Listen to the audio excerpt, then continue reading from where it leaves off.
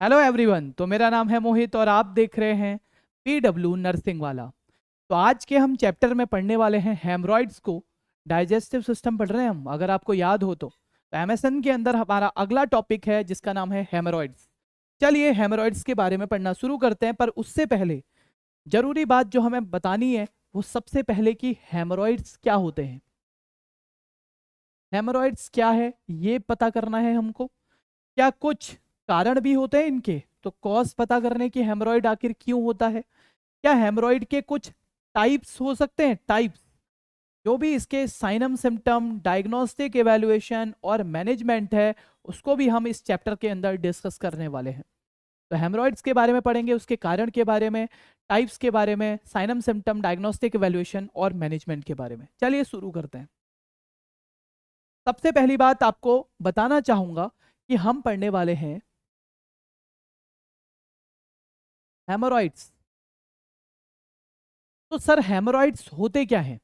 तो हेमरॉइड्स के बारे में अगर मैं बताऊं आपको, मैं हेमरॉइड्स को सीधे ये लिख सकता हूं कि सर जो एनल एंड रेक्टम वाला रीजन है, एनल एंड रेक्टम वाला रीजन है, वहां पे वेसल्स का डाइलेशन होना, वहां पे वेसल्स का डाइलेशन होना क्या कहलाता है सर?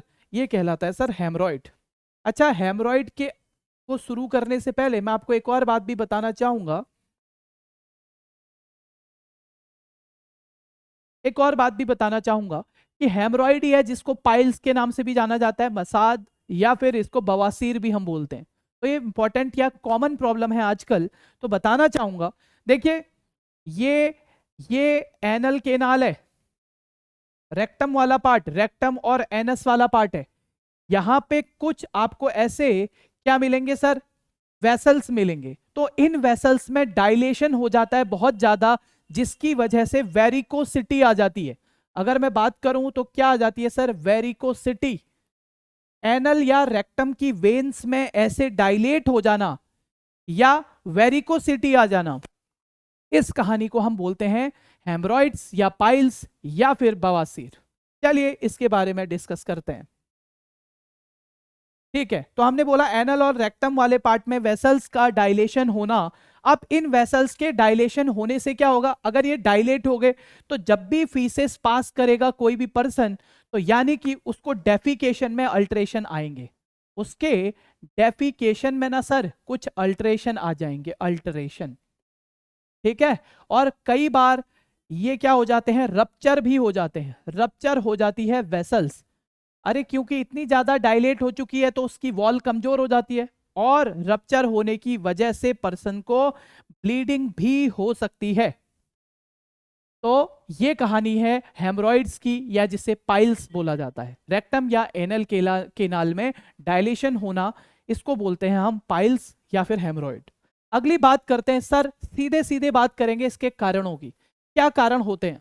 एक्चुअली कई किसी भी केस में जहां पे इंट्रा अब्डोमिनल प्रेशर बढ़ रहा है, ऐसा कोई भी कारण जहां पे इंट्रा अब्डोमिनल प्रेशर बढ़ रहा है, इंट्रा अब्डोमिनल प्रेशर का बढ़ना, इंट्रा अब्डोमिनल प्रेशर का बढ़ना क्या होता है? अगर इंट्रा अब्डोमिनल प्रेशर बढ़ेगा तो इंट्रा अब्डोमिनल प्रेशर बढ़ने की वजह से ये जो वीनस रिटर्न है, वीनस रिटर्न मतलब वीनस रिटर्न वो डिक्रीज हो जाता है। मतलब वेन्स का, अगर आपके अब्डोमिनल प्रेशर बढ़ेगा, सपोज कर लो ये अब्डोमिनल प्रेशर है और ये आपकी बॉडी का लोअर पार्ट है, अब यहां से ब्लड वेसल्स जा रही हैं या यहां से कहीं से भी जा रही हैं, रेक्टम से, एनल से, तो प्रेशर बढ़ेगा तो क्या अब ये ब्लड सप्लाई ऊपर जा पाएगी? नहीं जाएगी। तो एनल रीजन में ये अपने आप के अंदर डायलेशन होने लगेगा। इस कहानी को बोलते हैं हम, इस कहानी को बोलते हैं हेमरॉइड या फिर पाइल्स। ठीक है, तो अल्टीमेटली डिक्रीज वीनस रिटर्न होने की वजह से, डिक्रीज वीनस रिटर्न होने की वजह से पाइल्स की संभावनाएं बढ़ जाती हैं। पाइल्स बोलें या हेमरॉइड बोलें, इसकी संभावनाएं बढ़ जाती हैं। तो सर आप तो कॉज बताने वाले थे। हाँ, तो हम बात कर सकते हैं कि इंक्रीज अब्डोमिनल प्रेशर किन किन कंडीशन में होता है। तो आपको अपने आप पता लग जाएगा कि sir abdominal pressure in in condition में बढ़ता है, तो आपको सारी चीजें अपने आप क्लियर हो जाएंगी। तो अब्डोमिनल प्रेशर आपने सुना होगा, अगर प्रेगनेंसी है तो बढ़ता है कि नहीं? तो प्रेगनेंसी में अब्डोमिनल प्रेशर बढ़ सकता है, तो बहुत ज्यादा चांस है हेमरॉइड होने के। इसके अलावा अगर कोई ओबीज है, बहुत ज्यादा वेट है उसका, तो भी हो सकता है, फैट बहुत ज्यादा है। यहां तक कि सीओपीडी अस्थमा में भी देखने को मिलता है बहुत ज्यादा, सीओपीडी अस्थमा की कंडीशन में भी हो सकता है। अगर किसी को कोलोन का कैंसर हो जाए तो भी हो सकता है कोलोन का कैंसर। और किन कंडीशन में बढ़ सकता है? अगर किसी को बहुत ज्यादा कॉन्स्टिपेशन रहता हो, जिसको मैं बोल सकता हूं chronic constipation, chronic constipation, chronic constipation के कंडीशन में भी हो सकता है। तो क्रोनिक कॉन्स्टिपेशन की कंडीशन में भी हो सकता है। Next, prolonged sitting, prolonged sitting, अगर बहुत लंबे टाइम तक आप बैठे रहते हैं तो उसकी वजह से भी हो सकता है, अभी उठने की जरूरत नहीं है, ठीक है। तो अगर लंबे टाइम तक आप बैठ के पढ़ाई करते हैं तो उसकी वजह से भी हो सकता है। जैसे बहुत सारे बस ड्राइवर, ट्रक ड्राइवर होते हैं जो 20-20 घंटे, 22-22 घंटे तक भी कई बार ट्रक चलाते हैं, बैठे रहते हैं। कॉरपोरेट में काम करने वाले जो दिन भर बैठे रहते हैं, चेयर पे काम तो करते हैं लेकिन दिन भर बैठे रहने की वजह से हो सकता है। तो लंबे टाइम तक सिटिंग होना भी, प्रोलॉन्ग सिटिंग भी इंट्रा एब्डोमिनल प्रेशर को इंक्रीज करती है। इसके अलावा बहुत ज्यादा वेट उठा रहे हैं, हैवी लिफ्टिंग, बहुत ज्यादा वेट उठा रहे हैं तो भी एब्डोमिनल प्रेशर बढ़ता है। डेड लिफ्ट उठाते हुए आपने देखा होगा, तो जो लोग डेड लिफ्ट उठाते हैं पाइल्स होने की संभावना उन लोगों में ज्यादा है। ऐसे ही कुछ लोग बहुत कम फाइबर वाली चीजें लेते हैं, मतलब लेस फाइबर डाइट। तो अगर फाइबर की डाइट कम लेंगे तो इसकी वजह से क्या होगा सर? कॉन्स्टिपेशन के चांस बढ़ेंगे। और सर कॉन्स्टिपेशन के चांस बढ़ेंगे, कॉन्स्टिपेशन ज्यादा होगा, प्रेशर ज्यादा लगाएगा पर्सन, तो इसका मतलब इसकी वजह से भी पाइल्स होने की संभावनाएं या हेमरॉइड होने की संभावनाएं बढ़ जाती हैं। तो मेनली ये कुछ कारण है जिसकी वजह से अब्डोमिनल प्रेशर बढ़ सकता है। नेक्स्ट, अगर मैं सीधे सीधे बात करूं सर ये कितने टाइप के होते हैं, तो मैं आपको बता देता हूं। एक होते हैं सर इंटरनल और एक होते हैं सर एक्सटर्नल। क्या अंतर है? तो आपको डायग्राम की मदद से समझाऊंगा कि इंटरनल हेमरॉइड क्या होते हैं और एक्सटर्नल हेमरॉइड क्या होते हैं। ओके, तो यहां पे ही हमने बात करी थी, यहां पे ही हमने बात करी थी, तो इस बात को बहुत अच्छे से समझ लेते हैं। ये एनल लाइन है, एनल लाइन, ये एनल लाइन है। अब ये वाली जो लाइन दिख रही है ना आपको, ये वाली जो लाइन दिख रही है ना, इस लाइन का एक स्पेसिफिक नाम है, इसको बोलते हैं dentate line, dentate line. Anal canal के अंदर ये लाइन का नाम है डेंटेड लाइन। क्लियर? तो डेंटेड लाइन अगर कहां पे है कोई ये पूछे, तो एनल लाइन से लगभग 2 सेंटीमीटर ऊपर है ये। डेंटेड लाइन कहां पे है सर? 2 सेंटीमीटर ऊपर, 2 सेंटीमीटर अबव है फ्रॉम द एनल लाइन से। अगर मैं ये बात कर रहा हूं, मतलब अगर कोई डेंटेड लाइन के पास में या डेंटेड लाइन के ऊपर कोई हेमरॉइड हो रहा है, ये डेंटेड लाइन के ऊपर कोई हेमरॉइड हो रहा है, तो ऐसे हेमरॉइड को हम नाम देते हैं इंटरनल हेमरॉइड। अगर डेंटेड लाइन के ऊपर कोई हेमरॉइड हो रहा है तो उसको बोलते हैं इंटरनल हेमरॉइड। जबकि अगर डेंटेड लाइन से नीचे की तरफ कोई हेमरॉइड हो रहा है, डेंटेड लाइन से नीचे की तरफ कोई हेमरॉइड हो रहा है, ये वाला देखो, इसको बोलते हैं एक्सटर्नल हेमरॉइड। तो इसी बात को एक बार लिख लेते हैं जो हम पढ़ने वाले थे। तो 2 टाइप के हमारे पास हेमरॉइड हैं, एक है इंटरनल और एक है एक्सटर्नल। एक है सर इंटरनल और एक है एक्सटर्नल। क्या अंतर है सर इंटरनल और एक्सटर्नल में? क्या अंतर है तो आपको बता दूं, इंटरनल में बस इतना सा अंतर है, ये अबव होता है, above the dentate line, dentate line के अबव होता है, जबकि external below the dentate line, below the dentate line.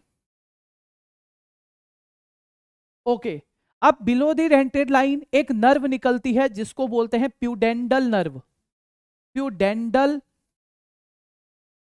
Nerve, और प्यूडेंटल नर्व पेन का सेंसेशन ले जा सकती है। तो एक्सटर्नल हेमरॉइड के अंदर आपको पेन विद ब्लीडिंग हो सकता है, मतलब एक्सटर्नल के अंदर आपको पेन होता है। पर वहीं पे आपको, अगर मैं बात करूं इंटरनल की, तो डेंटेड लाइन के ऊपर की तरफ आपका ऑटोनॉमिक नर्वस सिस्टम कनेक्टेड रहता है। Autonomic nervous system, autonomic nervous system यहां पे सप्लाई करता है, इसीलिए यहां पे आपको पेन फील नहीं होता।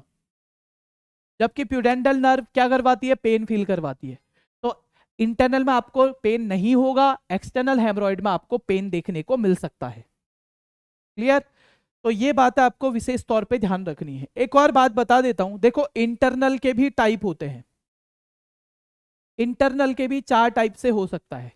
देखिए इंटरनल को मैं प्राइमरी, सेकेंडरी, टर्सरी और फोर्थ वन, ये 4 ग्रेड में डिवाइड कर सकते हैं। देखो सबसे पहले अगर मैं बात करूं, अगर आपको थोड़ा सा दिख रहा होगा,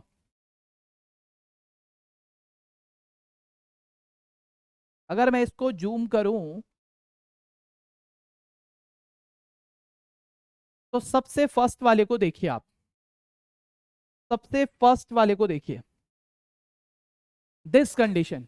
देखो यहां पे अगर आपको फर्स्ट कंडीशन मिली है, तो यहां पे देखो, यहां ब्लीडिंग हो सकती है, यहां पे ब्लीडिंग हो सकती है, पर आपकी जो वेन्स होंगी, ब्लीडिंग यहां पे हो सकती है, ठीक, लेकिन यहां पे जो वेन्स होंगी वो प्रोलैप्स नहीं होंगी।